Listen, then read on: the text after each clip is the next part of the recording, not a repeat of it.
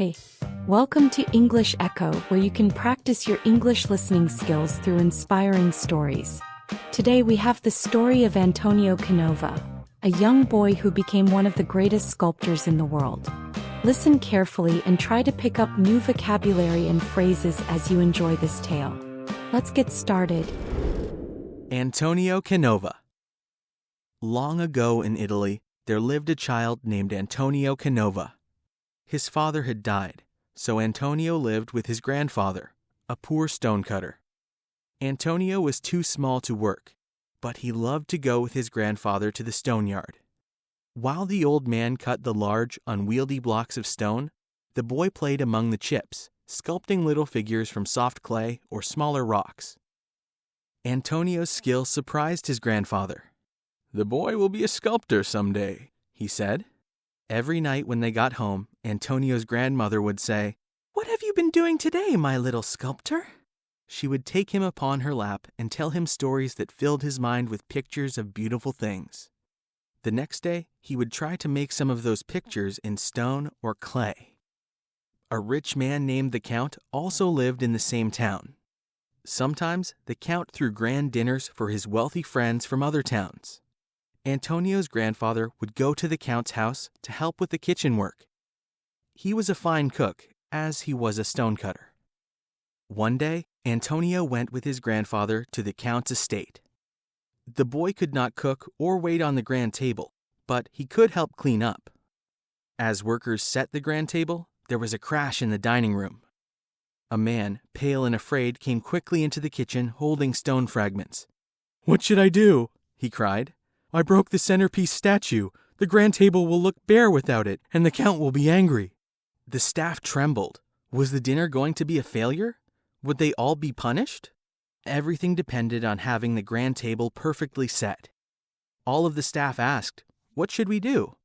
Little Antonio approached the terrified man who broke the centerpiece. "If you had another statue, could you set the grand table perfectly?" "Certainly," said the man, "if it were the right length and height." "Perhaps I can make something that will work," said Antonio. The man laughed. "Impossible! Who are you? Talking about making statues on an hour's notice?" "I am Antonio Canova." "Let the boy try and see what he can do," said the grandfather. The staff agreed. And so, since nothing else could be done, the man allowed Antonio to try. In the kitchen, a 200-pound piece of butter sat waiting to be appropriately prepared. It had just arrived, fresh from the milk farm on the mountain. With a kitchen knife in his hand, Antonio shaped this butter. He quickly created the shape of a proud lion, and all at the staff came closer to see it. "How beautiful!" they cried. "It's much better than the broken statue." When it was finished, the man carried the statue to its place. "The grand table will be more beautiful than I ever hoped to make it." When the Count and his friends came to dinner, the first thing they saw was the yellow lion on the grand table. "What a beautiful work of art!" they cried. "Nobody but a great artist could ever create such a figure. Who made it?" "Truly, my friends," the Count said, "this is as much of a surprise to me as to you." The Count then called his head staff member and asked where he had found this wonderful statue. "It was made only an hour ago by a little boy in the kitchen," said the man. This information made the Count's friends wonder more, so the Count called the boy into the room. "My boy," he said, "you have done a piece of work of which the greatest artists would be proud. What is your name, and who is your teacher?" "My name is Antonio Canova, and I have had no teacher but my grandfather, the stonecutter." All the guests came to stand around Antonio. There were famous artists among them, and they knew that the boy was a prodigy.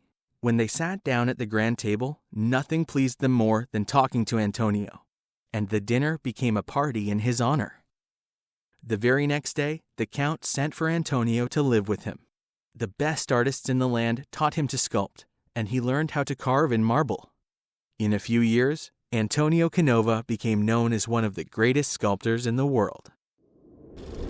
Great job listening. Now it's your turn.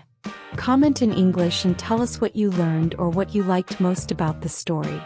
Make sure to subscribe to the channel and hit the notification bell so you never miss a new story to practice your English listening. See you in the next video.